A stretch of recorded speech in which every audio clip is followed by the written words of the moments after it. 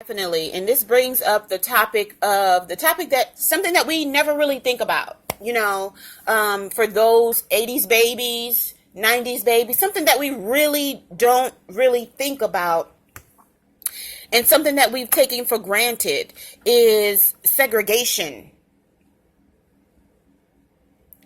When we were integrated,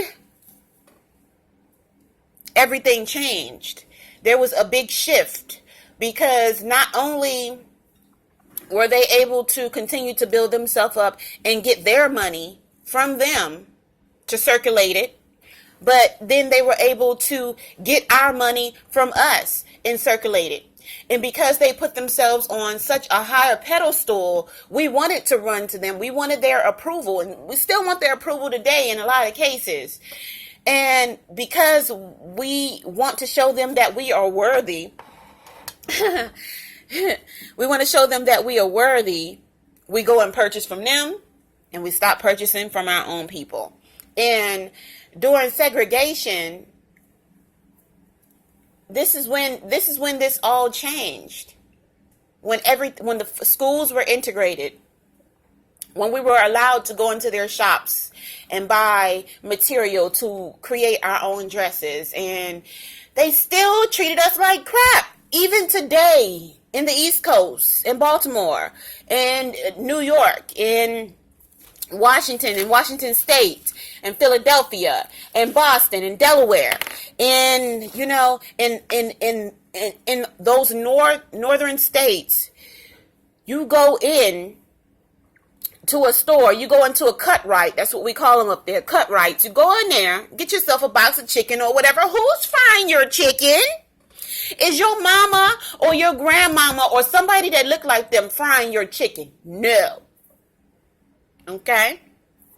When you go into the hair stores that are all over the United States,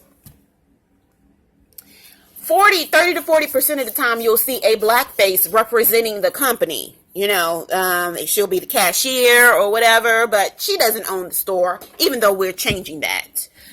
And I have a course that I put together for that as well. I have some information that I put together for you guys for that, for a company that is actually helping to put black people on the market for owning beauty salons. It's a whole movement. It's very powerful, and I put something together for you guys so that you could be able to check that out if you're interested in it as well. But we have allowed ourselves to be treated like bull crap, and we still support.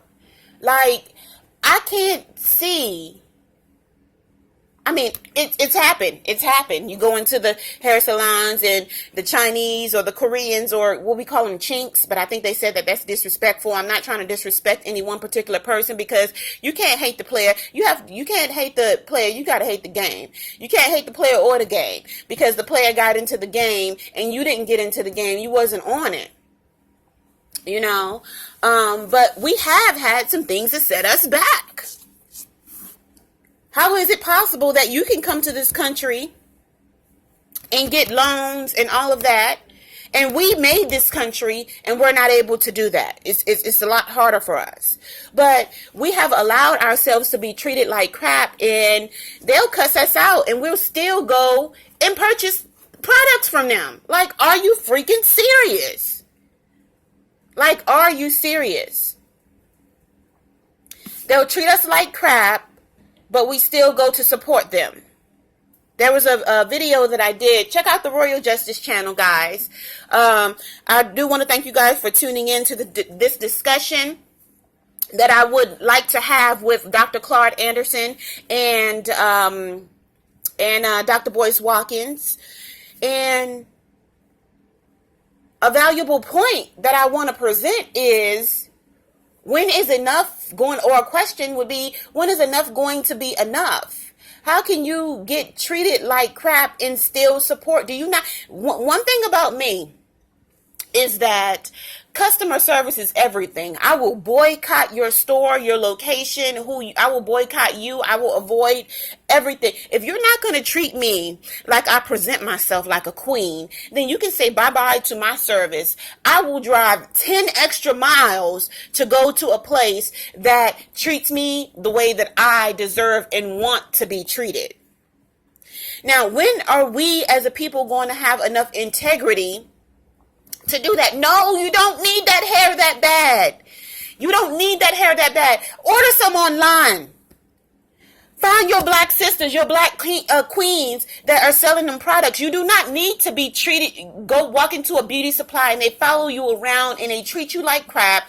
They're staring at you, looking at you, talking. You do not need that. Stop that. Stop that. You don't need to be treated like that. It's not that serious. You do not need to go into a nail salon that's ran by other people and feel uncomfortable because I don't